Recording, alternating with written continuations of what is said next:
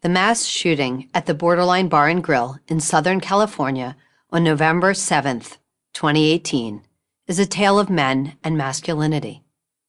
Lost in the carnage is a lesson we would all be advised to heed. That lesson has little to do with the monster who took lives and everything to do with the men who saved lives. The killer was 28 years old, lost, lonely, and living with Mom. He had been a regular at the Borderline Bar and Grill. He knew that on Wednesdays, college country night, the place would be packed with kids, laughing and dancing. He entered tossing smoke grenades, then unloaded his handgun, fitted with an illegal extended magazine, into the crowd. But there were other young men there too. One of them was 20-year-old Matt Wennerstrom. In interviews, Wennerstrom looks like a typical college student. Backward baseball cap, gray t-shirt, jaw scruffy with a few days' growth.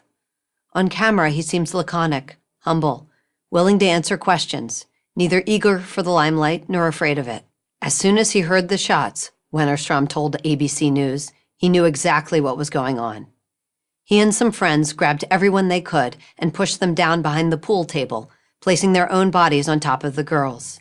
One woman, who was celebrating her 21st birthday, told Good Morning America, "There were multiple men who got on their knees and pretty much blocked all of us with their back toward the shooter, ready to take a bullet for every single one of us." When the shooter paused to reload, Wennerstrom grabbed a bar stool and tossed it through a window. He and his buddies pulled 30 to 35 people to safety. After getting each group safely to the parking lot, Wennerstrom and his buddies went back for more. A reporter asked Wennerstrom how he knew immediately what was going on in the loud, crowded bar. "Instinct, I guess," he said. "I'm here to protect my friends, my family, my fellow humans, and I know where I'm going if I die, so I was not worried to sacrifice. All I wanted to do is get as many people out of there as possible." This is the masculinity we so often hear denigrated. It takes as its duty the physical protection of others, especially women.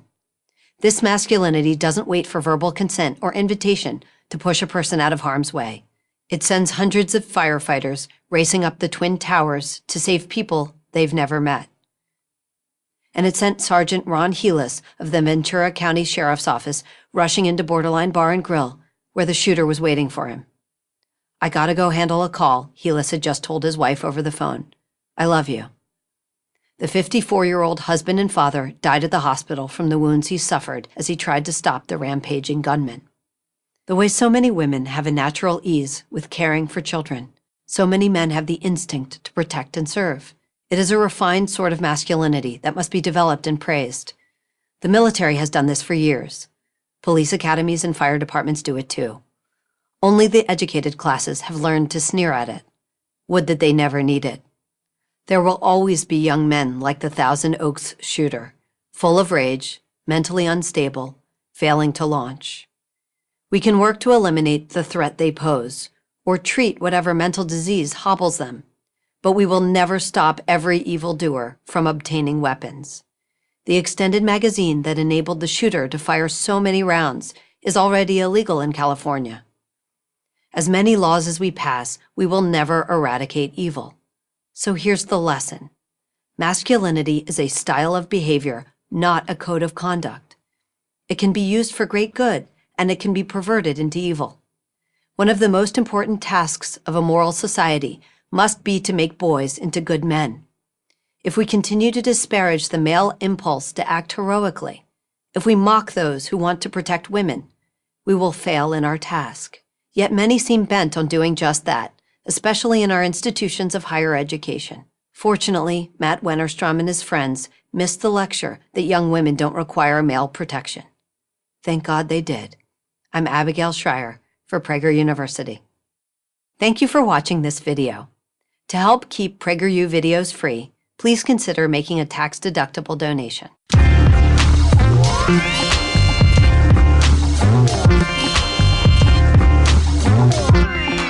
He was one of the most revered Americans of the 19th century. His story of personal triumph, humble origins to national prominence, is equal to or greater than that of Andrew Jackson, Abraham Lincoln, or Ulysses Grant. He never became a politician, but he spoke to presidents as an equal. His name is Frederick Douglass. Born a slave, Douglas never knew the exact date of his birth, never knew his father, never saw his mother after the age of 7. This wasn't uncommon at the time. Slave owners often made a point of separating families. Breaking family bonds increased dependence on the slave owner. Discipline was maintained through simple fear and destroying self-esteem. A slave could be punished for not working hard enough, but also for working too hard, or even for suggesting labor-saving ideas. Douglas experienced all of this and rebelled against it. As a teenager, he taught himself to read. This created a desire for freedom. When his owner discovered this disturbing development, he sent him to live with a local farmer, Edward Covey, who made extra money breaking the will of unruly slaves. Covey beat Douglas every week for 6 months, often for no reason. And it worked. Soon young Frederick gave up all hope of being free. "The dark night of slavery closed in upon me," he later wrote. That all changed one hot August day in 1835. When Covey struck him, Douglas fought back. Where he found the courage he couldn't say, the two men struggled until Covey stumbled away exhausted. Covey never laid a hand on Douglas again. The teenage slave had stood up for himself. He considered this the most important lesson of his life. Years later, he would tell this story when urging black men to enlist in the Union Army to fight the Confederacy. "You owe it to yourself," he said. "You will stand more erect and be less liable to insult. You will be defending your own liberty, honor, manhood, and self-respect." Douglas made his escape from slavery in 1838, slipping into the North disguised as a U.S. Navy sailor. At any point along the rail journey, his flimsy cover could have been blown. Displaying a confidence he didn't actually feel, he bluffed his way past suspicious conductors and runaway slave hunters. Once in the North, he joined the radical abolitionist movement and was quickly recognized as a powerful speaker and writer. The movement's leader, William Lloyd Garrison, burned the Constitution at his July 4th speeches. In Garrison's view, it legally protected slavery and was therefore irredeemable. But Douglas came to reject that. He believed that the Constitution was fundamentally opposed to slavery. Interpreted as it ought to be interpreted, Douglas said, the Constitution is a glorious liberty document. Not surprisingly, Douglas was a strong supporter of the Republican Party, the new anti-slavery party, and of the Union cause in the Civil War. Initially, he had his doubts about Abraham Lincoln. He didn't think Lincoln was truly committed to ending slavery. But he warmed up to the great emancipator as the conflict wore on. Lincoln, on the other hand, always admired Douglas. "Here comes my friend Douglas," Lincoln said when he saw him at his second inaugural in 1865. The Union victory ended slavery, but as the Democratic Party reestablished itself in the South in the 1870s and 80s, a new kind of racial oppression arose in the form of Jim Crow laws and, even worse, widespread lynching. This was a bitter pill for Douglas to swallow, but he never gave up the struggle and spent the last 3 decades of his life agitating for civil rights. Freedom, he was fond of saying, depended on 3 boxes: the ballot box, the jury box, and the cartridge box. For Douglas, it was self-evident that black Americans, as citizens, were entitled to full freedom and full legal protection. At a speech in 1893, when white hecklers began booing him, Douglas set his speech aside and spoke extemporaneously. "There is no Negro problem," he roared. "The problem is whether the American people have honesty enough, loyalty enough, honor enough, patriotism enough to live up to their own Constitution." He also believed that true liberty would only come for black Americans, as it comes for anyone, when they took full responsibility for their own fate. Ultimately, hard work and education would secure blacks the rights they deserved. There can be no independence without a large share of self-dependence. This virtue cannot be bestowed. It must be developed from within, he declared in his most popular lecture, appropriately titled Self-Made Men. Douglas defended equality and freedom until the day he died. Literally, he passed away in 1895 on his way to a political convention. He had well understood the deep prejudice that existed, but he never accepted it as an inherent part of American culture. "My cause," he wrote, "was and is that of the black man, not because he is black, but because he is a man. I'm Timothy Sandifer, author of Frederick Douglass, Self-Made Man, for Prager University.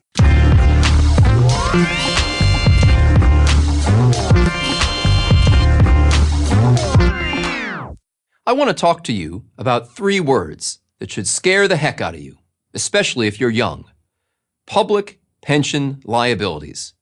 Okay, I know you probably have about 100 things you're worried about, and public pension liabilities likely aren't one of them. But that's the reason this is so scary, because almost no one is paying attention. Unless you're okay with your city going full Detroit and giving more of your hard-earned money to pay off someone else's debts, stay with me. So what is a public pension liability? A pension is a guaranteed lifetime payment to someone after they retire. Pensions used to be a big deal in the private sector. Every major American company had them. But they became too expensive, and companies have taken steps to phase them out. However, pensions still live on in the public sector among employees of the government, and they're eating city and states' budgets alive. More and more money that could go to tax cuts or better services is instead being shoveled aside to pay for these benefits. Why is this happening? Over decades, politicians have promised trillions of dollars in pensions to government workers. That includes police, firefighters, teachers, and city and state officials. You name a government job, and there's a pension associated with it. Now you may be wondering, how big are these payments? Many pensions are quite large. In California, more than 62,000 retired public employees are receiving pensions of over $100,000 per year. Sometimes it's even crazier. A retired New York City sanitation worker is getting $285,000 per year. A retired county administrator in California receives over $400,000 per year. Remember, these are guaranteed lifetime yearly payouts. Now, we love our public employees. They do vital work for our local communities and the wider society. They deserve competitive pay and retirement benefits. But currently, many cities are, in effect, paying for multiple public departments at the same time. The department that's working now, and because people are living longer, a generation or 2 of retirees. The system amounts to a self-perpetuating, corrupt merry-go-round. Public sector unions give large donations to candidates, who are then responsible for negotiating how much of your money goes to public sector workers. These arrangements not only promise high salaries in the short term, but they also hide the payments that will be due down the road when it will be much too late. The results are predictable. State and local governments across the U.S. openly admit to $1.4 trillion of unfunded pension liabilities, or $11,000 per household. Unfunded means dollars that have been promised, but there's no actual money in the bank. And that's just the amount they admit to. The real number, according to the Federal Reserve, is much larger, around $4 trillion, or $32,000 per household. Pensions have already thrown California cities like San Bernardino and Vallejo into bankruptcy, and the entire state of Illinois is teetering on the edge. So how do politicians get away with this? They use a time-tested political strategy. They lie. They lie by saying they can pay for more and more generous pensions, not by collecting more taxes, but by making investments at a guaranteed 7.5% return. But this is nonsense. It's less and less likely they'll meet their 7.5% goal over time, and their investment behavior, pouring ever more funds into ever riskier investments, suggests they know it. But if they were to use a more realistic assessment, they'd need to raise taxes dramatically, and they love their jobs too much for that. We can, however, turn the odds in our favor with public pressure, discipline, and common sense. Here's what needs to happen. First, we need state and local governments to report unfunded liabilities honestly, the real numbers, using the 2 to 3% yields that sound financial reporting would require. No more pie-in-the-sky stuff. The truth should shock voters into demanding action. Second, we must phase out the guaranteed pension programs as quickly as possible and introduce 401k plans. 401k plans, if designed properly, can provide excellent retirement benefits. These plans also have the advantage of being portable. If you leave the public sector and go work in the private sector, you get to take your money with you. In other words, you don't have to be locked into a lifetime government job to receive retirement benefits. Win-win. Let's end the current structure of public sector pensions and move to a sustainable way of compensating our public workforce.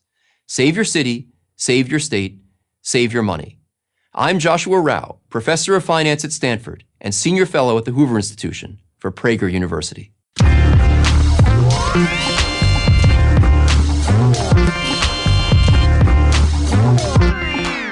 I'm honored to be sitting across from Walt, author of a book entitled Trans Life Survivors. Walt, welcome to the Candace Owens Show. So you lived your life as a trans woman. How many years? For 8 years. 8 years. That's a very long time. When you begin to introduce these ideas that you can change your gender, change your sex, is you begin the early sexualization of children, which is abhorrent. It shouldn't be done. It shouldn't be allowed. We're interfering with their natural development. You actually introduce gender confusion or gender dysphoria.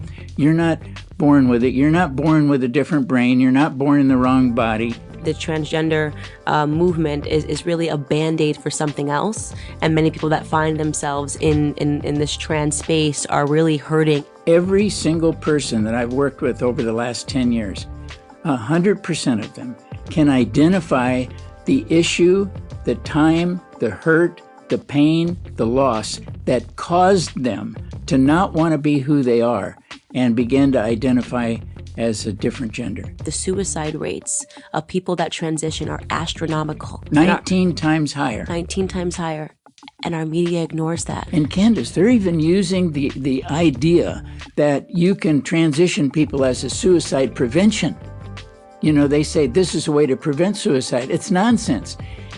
The actual surgical process, changing genders, is causing them to attempt and commit suicide 19 times greater than the general population. It is actually the hormones and surgery that is causing the suicides.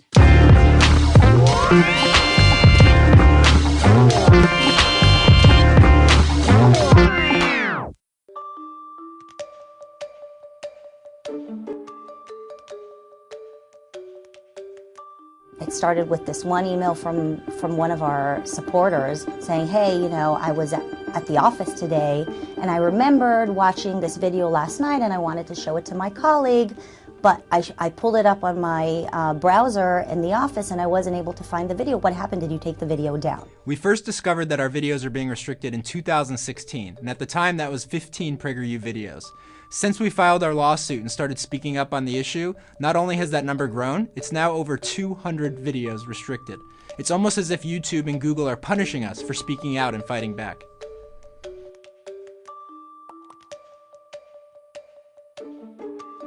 Dennis Prager operates Prager University, which creates videos online to educate people. He's recently sued Google and its subsidiary YouTube. Prager University taking on big tech, the conservative group accusing Google-owned YouTube of unfairly restricting its conservative videos. PragerU is a digital media group whose videos have hundreds of millions of views. But the company claims tech giants like Twitter and Google are trying to crack down on them and silence them for being conservative. So now, PragerU is suing. This story that PragerU is suing YouTube, suing Google, it might be my favorite story in the news. 56 of 320 of our 5-minute videos cannot be seen by any family that filters out pornography and violence, by every school, by every library. They can't, it just cannot be seen. It's like it doesn't exist. If anyone has ever seen a PragerU video, they know that they're very educational and very appropriate. We're suing them because what they're doing is obviously wrong. 1/5 of our portfolio are being either restricted or demonetized by YouTube and Google. They just, which ones, nobody knows why. If you say anything positive about America, it's restricted. Anything positive about Israel, it's restricted. And then there are things that are restricted that I can't even figure out why. This is why we launched an online petition that has over 450,000 signatures at PragerU.com. This is why we filed a lawsuit. Google and YouTube hold themselves out to be a public forum, a platform of freedom of expression and free speech online. Google defines itself as a public forum, right? Its mission is to aggregate and make the world's information useful. So it's not only that we're saying that they're the biggest vehicle of communications of today and possibly of all times, right? they are saying it as well. But then they turn around and censor ideas they don't agree with. This is why we're heading to court next week on March 15th in San Jose. And, you know, we're David, they're Goliath, but we're excited for this fight. I stand. I stand. With PragerU. PragerU content has a large following online, with some videos getting 10 to 12 million views. We want to break the stigma of what people are saying about conservatives, and the only way to do that is if we have a platform where we can get our message out there. I'm standing right here in front of the courthouse, right across the street. You can't see it. It's a beautiful building. It's a public library. If a student walks into that public library, goes on the computer, and searches for PragerU videos, there are over 200 that they will not be able to see. And get this, 5 of them are on the 10 Commandments. I used to work as a software engineer on the inside of Pinterest, and I know for a fact that there are people on the inside of Google and big tech who see the censorship and are afraid to speak up because they're afraid of losing their jobs. This is a blacklist, one of many blacklists that are at Google. This particular blacklist is showing which news sites aren't going to show up underneath the search bar when people are searching on their Android phones. Are we going to continue to think for ourselves, or are we going to just let the biggest tech companies decide who wins? This is about another point of view that is being silenced. Tomorrow it's going to be your point of view that's being silenced. Is Google the one who gets to decide what everybody gets to watch?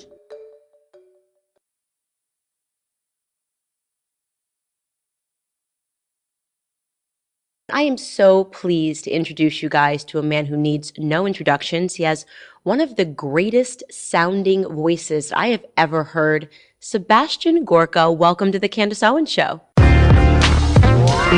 One journalist alone wrote 42 hit pieces on me while I was in the White House. Well done. Yeah, well it's done. a good metric. That is, yeah. It's a good metric. That's a commitment, right? yeah. The most pro-Israeli, pro-Jewish president in modern times, probably since 1948, is in the White House. A man whose most senior advisor is his Jewish son-in-law. A man whose grandchildren are Jewish, and he's the anti-Semite, you're the white nationalist, I'm the fascist. So you want to know why 52% of millennials think communism's a cool thing? Because we let them take over education, college, the media. It's time, and that's why Turning Point USA, PragerU, what you do is so absolutely crucial. My father comes out of the ocean after a swim, and I look at him, and I notice something I hadn't really noticed before. And the dumb 7-year-old says, "Hey, Dad, what are those lines on your wrists?" Because he was too young to be wrinkled on his wrists. And without skipping a beat, with no emotion, Candace, he looked at me and he said, "Oh, that's where the secret police bound my wrists together with wire behind my back so they could hang me from the ceiling of the torture chamber." So when the Huffington Post, when the Daily Beast say I'm a fascist and a Nazi, I say, bring it. They're just words. You don't get to hang me from the ceiling of a torture chamber like my dad, so bring it, because we will win. You are fueled by hatred. The left today is fueled by hatred. We on the right as conservatives are fueled by love. Love of country, love of liberty, love of our founding principles. So at the end of the day, I'm good with it, Candace.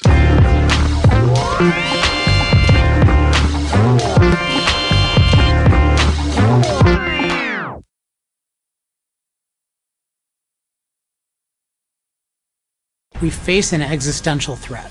Life as we know it is on the line. We have 12 short years to change everything, or it's game over. This is the terrifying scenario that's used by many leading politicians to justify a Green New Deal, an unprecedented increase in government power focused on the energy industry. The core idea of a Green New Deal is that government should rapidly prohibit the use of fossil fuel energy and impose 100% renewable energy, mostly solar and wind. This may sound appealing, but consider what it would entail. Today, 80% of the energy Americans use to heat their homes, farm their land, run their factories, and drive their cars comes from fossil fuels, coal, oil, and natural gas. Only 3.4% comes from solar and wind, despite decades of government subsidies and mandates to encourage their use. The reason we don't use much sunlight and wind as energy is that they are unreliable fuels that only work when the sun shines and the wind blows. That's why no town, city, or country has ever come close to 100% or even 50% solar and wind.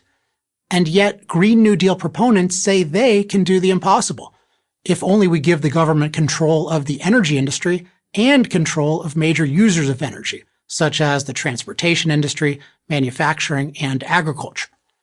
All of this is justified by the need to do something about the existential threat of rising CO2 levels.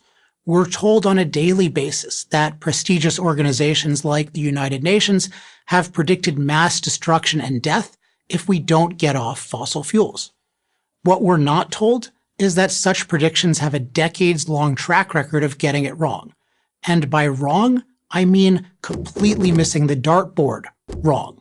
The public, it needs to be told the truth. For example, in 1989, the Associated Press reported a United Nations prediction that entire nations could be wiped off the face of the Earth by rising sea levels if the global warming trend is not reversed by the year 2000. We're now 2 decades past 2000. We're not missing any nations, and human beings are living longer, healthier, and wealthier lives than ever before. But aren't things bound to get worse?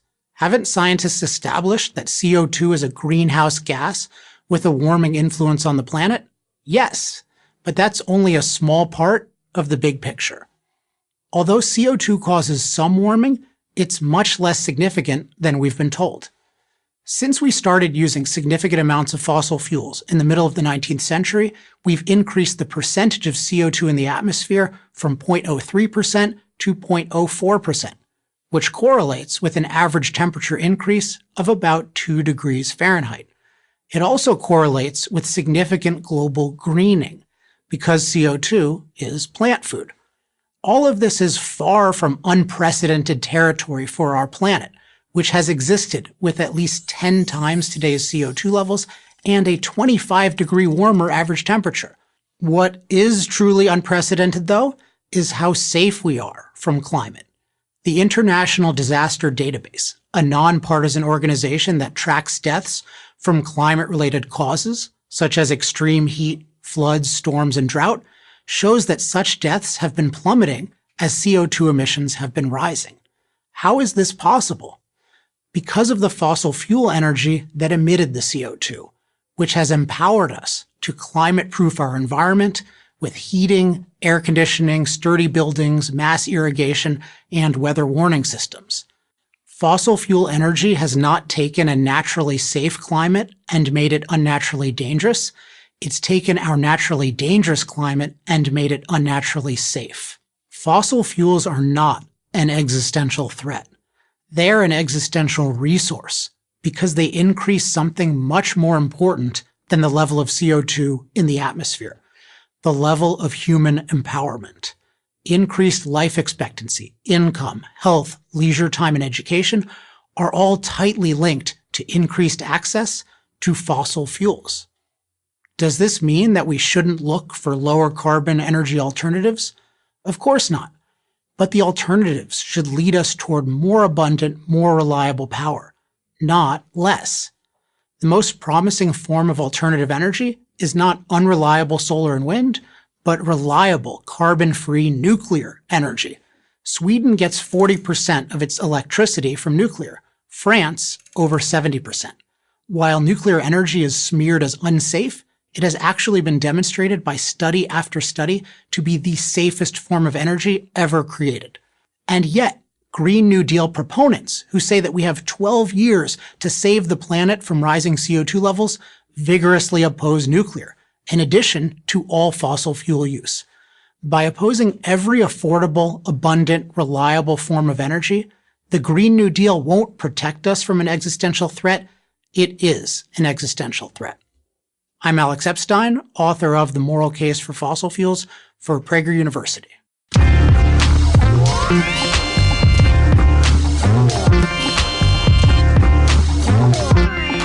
Evolution. You learned about it in high school. It goes like this. Life started out with very simple forms and then gradually, over hundreds of millions of years, morphed into all the forms we see today. Bacteria to Beethoven. Not a straight line, of course, but that's roughly how it went. This was the theory proposed by Charles Darwin in 1859, and with some modification, it's been embraced as unassailable by the scientific community over the last century.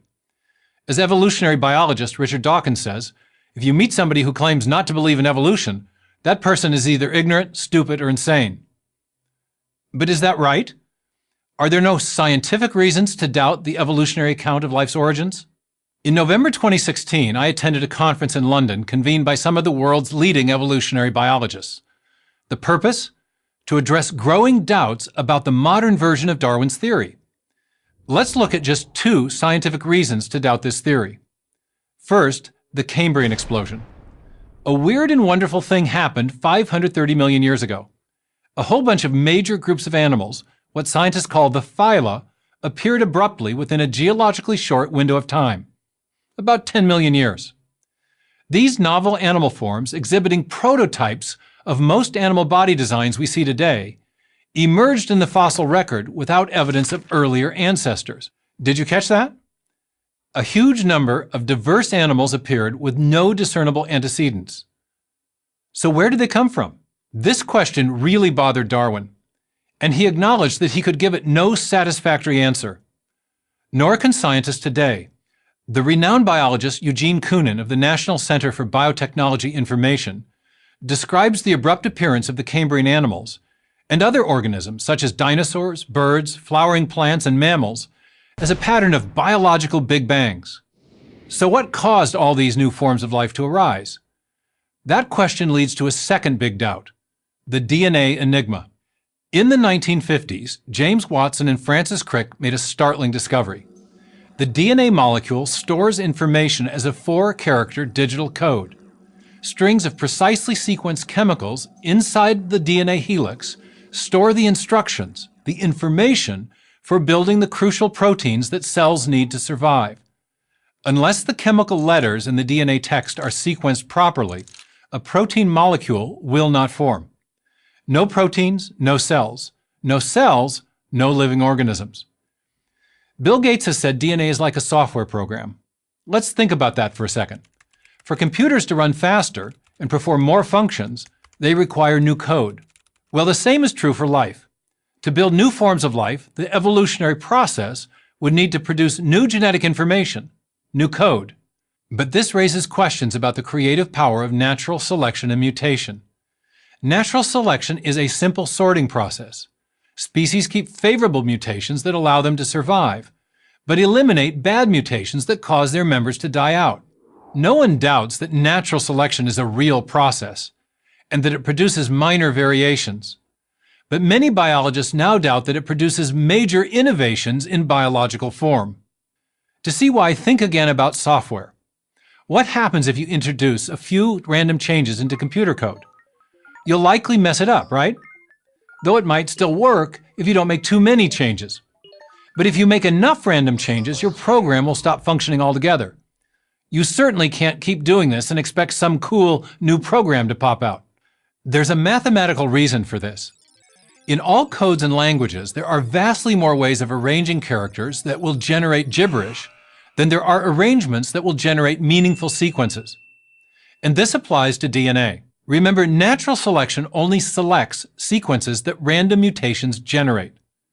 Yet experiments have established that DNA sequences capable of making stable proteins are extremely rare, and thus really hard to stumble on randomly. How rare? While working at Cambridge University, molecular biologist Douglas Axe showed that for every DNA sequence that generates a relatively short functional protein, there are 10 to the 77th power non-functional sequences. Now consider that there are only 10 to the 65th power atoms in our galaxy. So finding a new DNA sequence capable of building a functional protein is like searching blindfolded for a single marked atom among a trillion Milky Way galaxies. Talk about a needle in a haystack. As I show in my book Darwin's Doubt, even 4 billion years of life's history is not enough time to overcome a search problem this big. So 2 serious doubts about modern Darwinian theory. The Cambrian explosion, the sudden appearance of new animals, which evolutionary theory has failed to explain, and the DNA enigma, the implausibility of random mutations producing the information needed to build new forms of animal life. Scientists who know about these problems are not ignorant, stupid, or insane. They are just appropriately skeptical. I'm Stephen Meyer, Senior Fellow at the Discovery Institute for Prager University. Thank you for watching this video. To help keep PragerU videos free, please consider making a tax-deductible donation.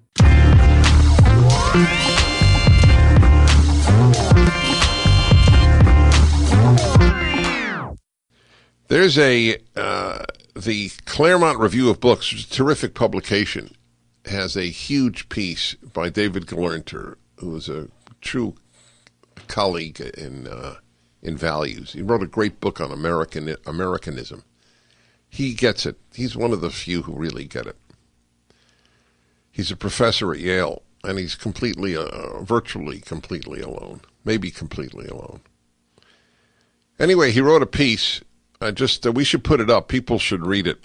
Giving Up Darwin, and how they're rethinking some basic premises of Darwin. He's not there to make a God argument. He's just there to say, if you care about science, you should know that there are major problems in origins of species, as explained by Darwin.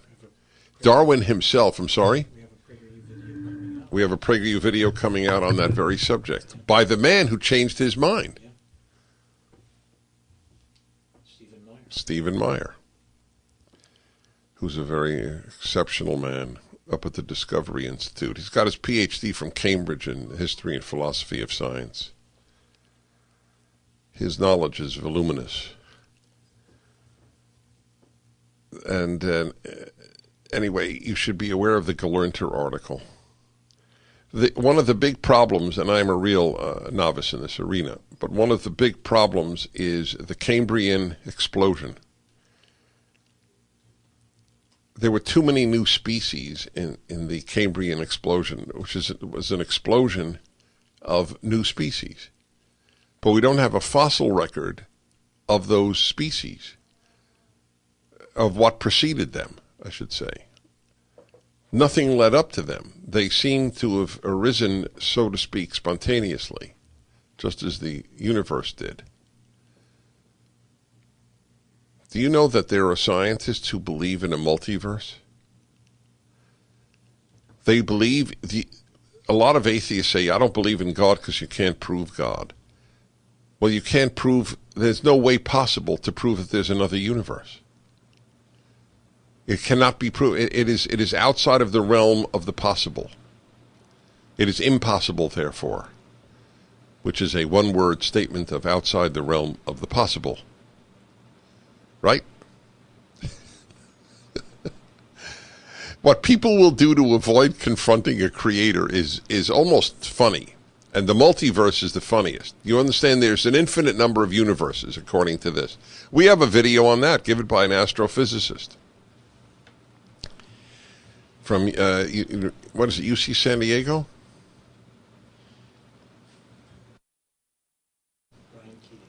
Brian Keating, whom I've gotten to know and adore. Very special man. The people I have come to know through PragerU, my cup runneth over with wonderful people. I can't tell you how I thank God every day for the wonderful people that I know. We had a gala for PragerU on Sunday night. We had Mike Rowe, right? Yeah, Mike Rowe was great. He was great. Dirty Jobs. He enjoyed himself so much, he was like the last person to leave that evening. Often guests, do their thing and leave. He stayed the entire evening and afterwards because there were 300 wonderful human beings at that event. The best thing in life is good people. When you think about it on a daily basis, that is the best thing. Good people in your life. And it's not easy to find. I am totally blessed because I have a sort of good people foundation called PragerU. And because of all of my public work before that. So I just bring in wonderful people into my life. And you know, there's a very powerful thing.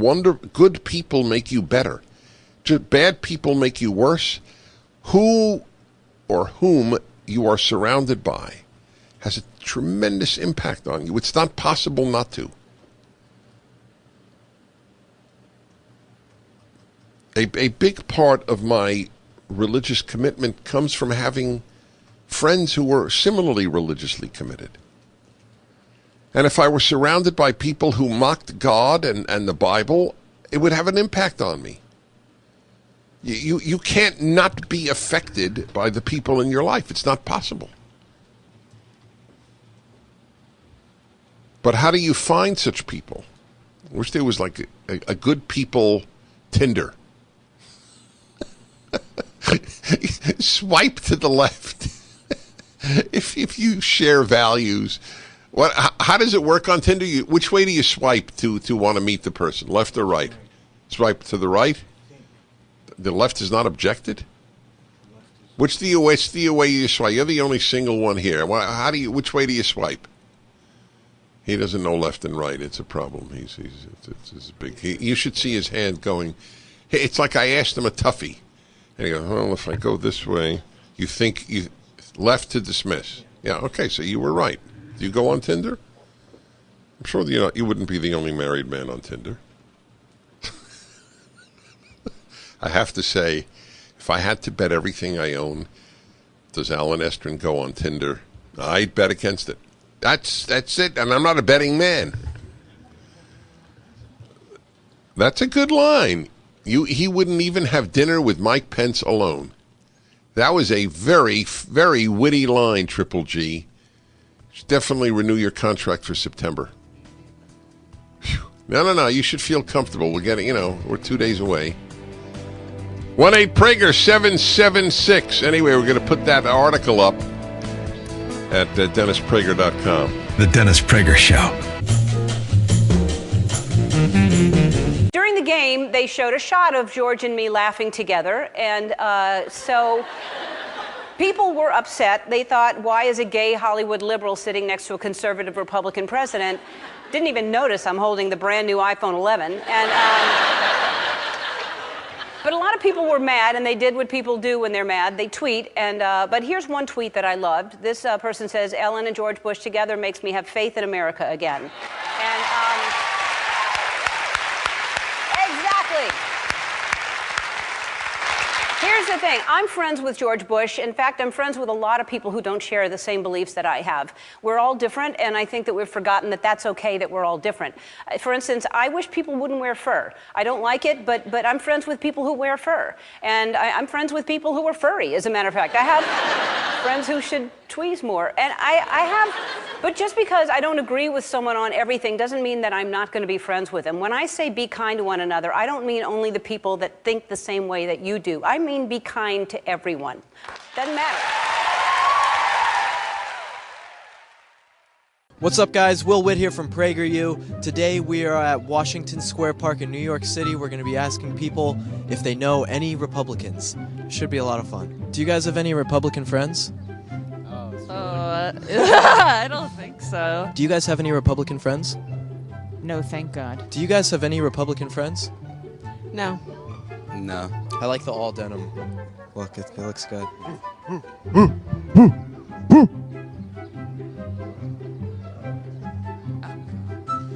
Nice.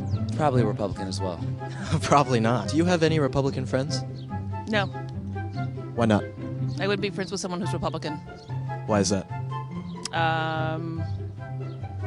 I don't like that kind of extremism. Do you have a lot of Republican friends here in New York? No, I do not. Why do you think that is? I think that at least in New York City, it's a much more liberal city because there's so many different diverse people that you really can't be very racist or bigoted or anything like that. You have to be pretty open-minded. Why do you think you don't know any Trump supporters here? I don't know. I feel like people in New York are more open-minded and not as like, oh no abortions, oh no this, like more just like minding their own business. I don't know, less wanting to regulate everything, just trying to live their life. Wouldn't the regulation be from the Democratic Party? I don't know, I honestly don't know that much about politics. Do you guys have any Republican friends? My mother is. Why do you think you don't have any Republican friends? I don't tolerate it. I don't want to. Are you a Republican? I take that as a yes. So you wouldn't be my friend? Probably not. Ouch. I've literally never even met Republicans. Not even kidding, really. I'm not a Republican, dude. Do you guys have any Republican friends? No, we don't. No, I don't think so. Why do you think you don't have any Republican friends? Because we're at NYU. We stay away from those people. So you guys would have friends who are Republican? No.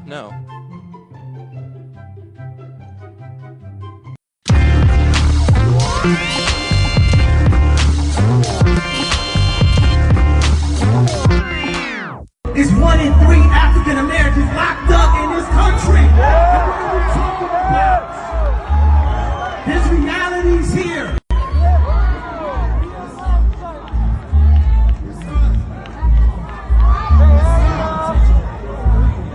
Abraham Lincoln was the Whig Party. That's the Republican Party that freed the slaves. That's the Republican Party that freed the slaves. And for a year, people want to call me a coon. Because I chose my right. In America, we got the right? We got our own right to our own opinions, right? But somebody tell me because of my color who I'm supposed to pick. The Republican Party was created in 1854. The first Republican Party platform adopted at the party's first national convention in 1856 promised to defeat, quote, those twin relics of barbarism, polygamy and slavery. Those twin relics were spreading into the Western territories. Republicans feared that as those territories became states, polygamy and slavery might become permanent parts of American life. The Democrats were so opposed to the Republicans and their anti-slavery stance that in 1860, just 6 weeks after the election of the first Republican president, Abraham Lincoln, South Carolina, a state dominated by Democrats, voted to secede from the Union. The Civil War that followed was the bloodiest war in U.S. history.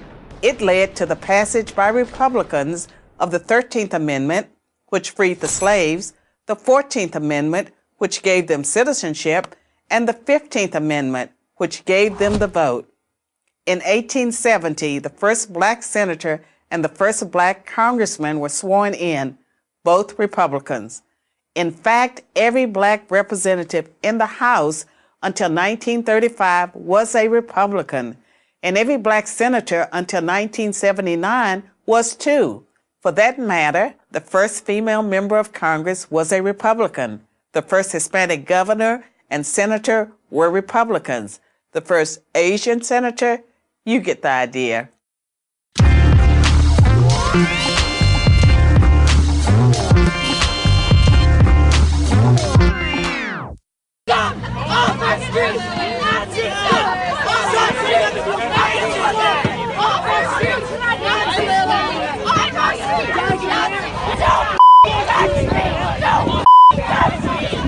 Tolerance. It's a word we hear a lot these days, so let's define it. Tolerance is the ability to live with people whose opinions and behavior you don't agree with. That's essentially how Oxford defines it, how Merriam-Webster defines it, and how we as a society have always defined it. You might be for the death penalty and your cousin might be against it. You might be against a $15 minimum wage and your coworker might be for it. Your dad might have voted for Trump, your mom might have voted for Clinton, and your brother may not have voted at all. Whatever differences we have, tolerating others' opinions is a prerequisite to a functioning and free society. America itself was built on a foundation of tolerance. The Declaration of Independence guarantees us life, liberty, and the pursuit of happiness. but there's an implicit contract there. To have your life, your liberty, and your pursuit of happiness, you have to be tolerant of somebody else's life, their liberty, and their pursuit of happiness. This contract, though, seems to be breaking down.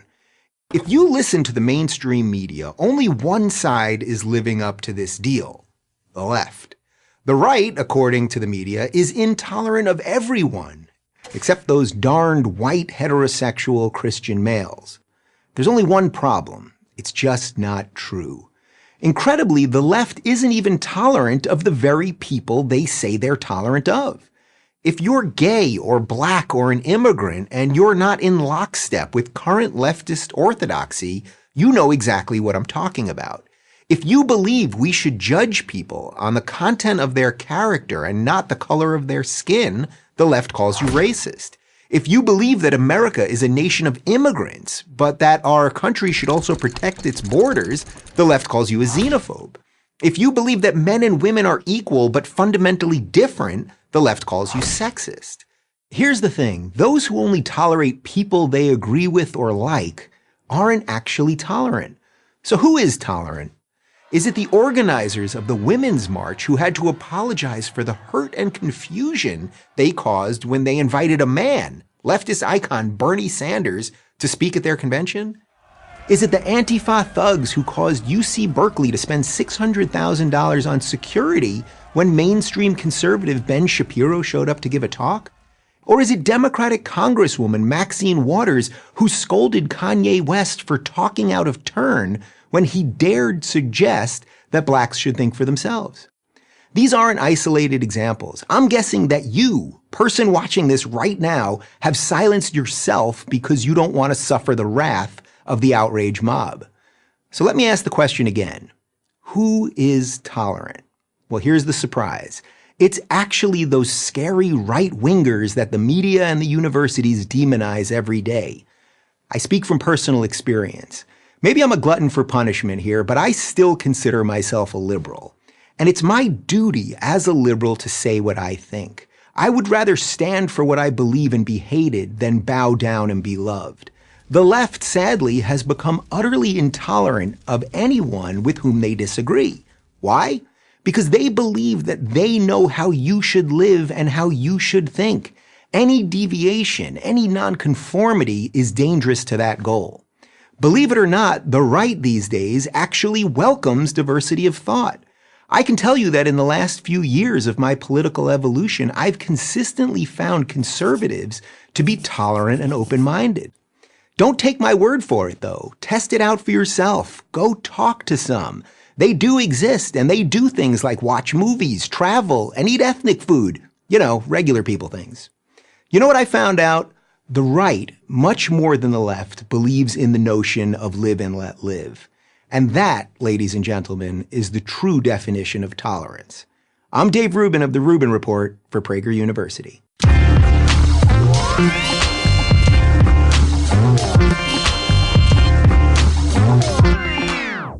I own a small business with 7 employees. We make cookies, but not just any cookies. We make sugar-free cookies that diabetics can eat. Actually, they're so tasty, anyone can enjoy them. That was the inspiration that motivated me to start this business. You see, I'm a diabetic myself. I have been one my whole life. If you think running a cookie company is fun and games, think again. I work 100 hours a week, which isn't unusual for small business owners. I make a nice living, but I'm not in it for the money. I love what I do. I'd better. My margins are very tight, around 1%. That means I have to sell $1 million worth of cookies to make $10,000. Every penny counts, literally. That's why I get so frustrated with government regulations. Now let me be clear. Some regulations are necessary, especially for obvious reasons in the food industry. But necessary and excessive are two entirely different things. Excessive, unnecessary regulations soak up valuable hours of my time and my money for no good purpose. That 100 hours I work per week, I estimate 36 of them are spent on compliance issues alone. This keeps me away from activities that would help me grow my business, like sales and product development. And that keeps me away from hiring, more people. My employees are like family to me. It's that way with most small businesses, but it's a struggle every single day. I could be more productive and feel a lot less anxiety if I didn't have to fight my own government. Or should I say governments, federal, state, and local. I get the roads and the bridges of the national defense, but I don't get why they have to be involved in every tiny aspect of my business, sometimes competing with each other as to who can make my life more difficult. For example, as a bakery, I'm under the jurisdiction of the Food and Drug Administration, FDA, the Department of Agriculture, and the Occupational Safety and Health Administration. I also have to deal with the State Health Agency. They all have different rules. If these rules contradict one another, it's not their problem, it's mine. A few years ago, the FDA inspector showed up for one of his random inspections. He noticed the door to the area in which we bake our cookies swung out as you walked in. He told me that was a code violation. The doors have to swing in. I had 30 days to fix it or I'd be fined thousands of dollars. I should note we have an air curtain between both rooms, so no food particles can get in or out of the baking area. I pointed this out. The inspector was unmoved. A few months later, the inspector from the Ag Department shows up for one of his random inspections. He notices that the door swings in. Yes, I tell him, it does. It's an FDA regulation. No, he tells me, it has to swing out. Fix it within 30 days, he says, or you'll be fined. I started keeping 2 sets of doors, one that swings in for the FDA and one that swings out for the Ag Department. Here's another example. The FDA requires bakeries to send a sample of every product batch to a third-party lab for testing. We make 36 batches a day. That means we have to send 36 bags of cookies every day to that lab. This costs me tens of thousands of dollars every year. And remember, in order to make $10,000, I have to sell $1 million in cookies. We've never had a bad test. Hardly surprising, making cookies isn't that complex. The ingredients are well known and safe. I'm all for testing, but how about 1 bag out of every 10 batches? That alone might double my profit margin to 2%. One more example. The government demands that the type on my packaging be a certain size. Fine. I hired a company that does this sort of work to do the printing. The inspector gets out his magnifying glass and decides the font is off by 1/100th of an inch. All the packaging has to be trashed and a whole new set ordered. That cost me $15,000 or $1.5 million in cookies to make that money back. Another time, we didn't include the word coconut in the allergy section of the package. We didn't think it was necessary as these were coconut cookies. All that packaging had to be redone too. That cost me $68,000 or $6.8 million worth of cookies to make that money back. I could go on. So could anyone who owns a small business. But you get the idea. Small businesses are responsible for 60 million jobs. We could be responsible for a lot more if the politicians who pass these laws and the bureaucrats who enforce them would back off. Common sense regulation, I'm all for it. Excessive, unnecessary, wasteful regulation? I need to get back to work. I'm Joseph Semprevivo, president of Joseph's Light Cookies for Prager University. Thank you for watching this video. To help keep PragerU videos free, please consider making a tax-deductible donation.